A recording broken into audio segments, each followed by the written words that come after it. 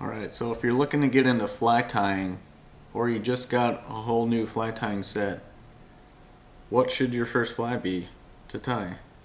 Most people say tie a woolly bugger, and that is what we are going to start with today.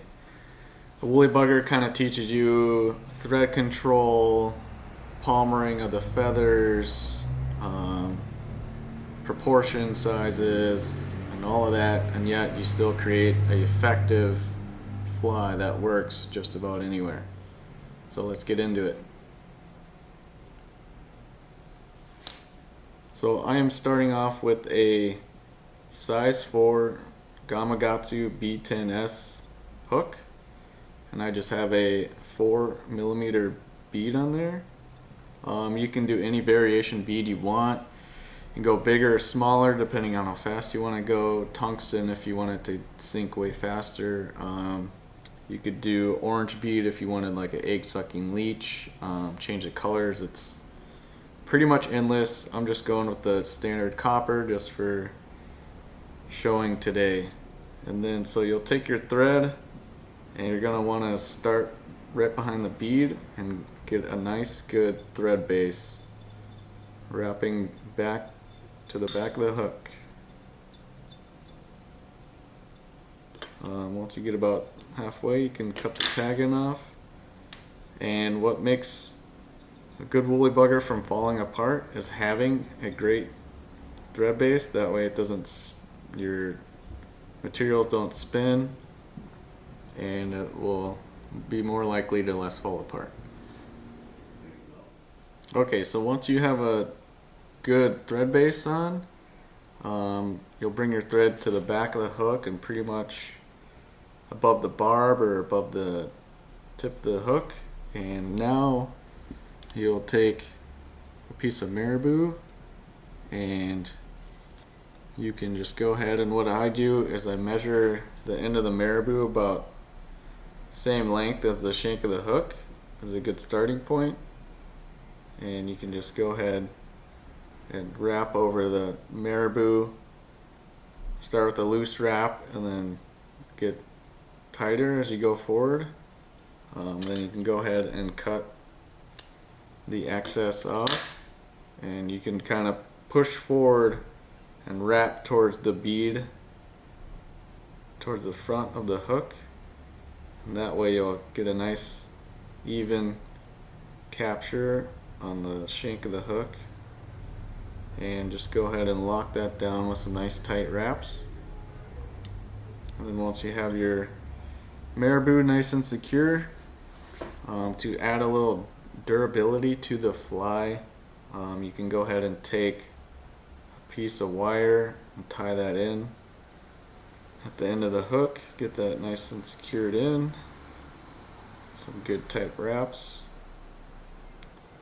And then you will take a piece of schlappen and you'll go ahead and pull the feathers back, and it'll kind of open up like that. And this schlappen is iridescent, so one side is kind of shiny, one is dull, and you'll put the shiny iridescent side on top and just go ahead and lock that in.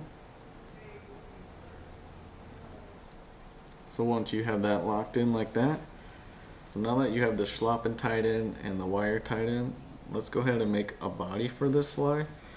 And what I'll do is just put a little wax on my thread. You can get some on your hands if you have dry hands like me, and then just take, I'm using peacock dubbing, and you can use pretty much any color you want, but this has a real nice shine to it, looks great. So you'll just go ahead and make a dubbing noodle on your thread, just twisting it on, and then cover up all your thread wraps and your, okay, so then you'll just make sure you build the body up all the way to behind the bead. And Just make it kind of nice and even, doesn't have to be perfect.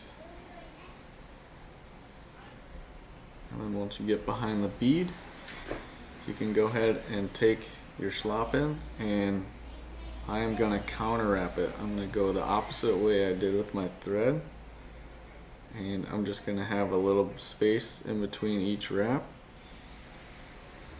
and just palmer that forward. One time around the bead, and then tie it off with your thread. 2 wraps behind, a couple wraps in front, another one behind, and then you can go ahead and cut that off.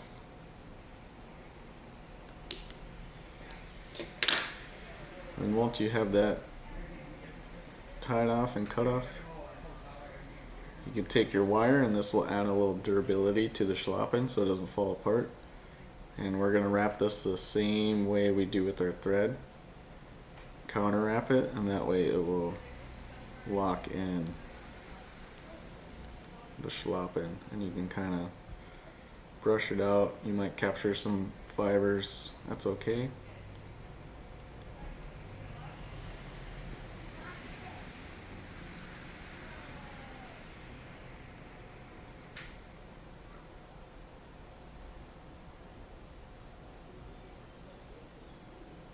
Up and behind the bead, get some nice tight wraps behind it, front of it, and then you can helicopter it off, and you're just spinning little circles, and the wire will break, and that way you won't ruin your scissors, and it'll save the longevity of your scissors. So pretty much done, and now we are going to do a whip finish to tie it off.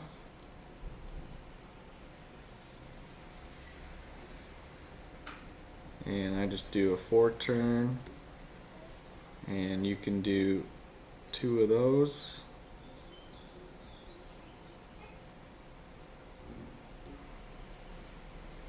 And you are done. You clip your thread off. And that is a woolly bugger. You can go ahead and brush it out if you want, and the more you fish it, the better it works.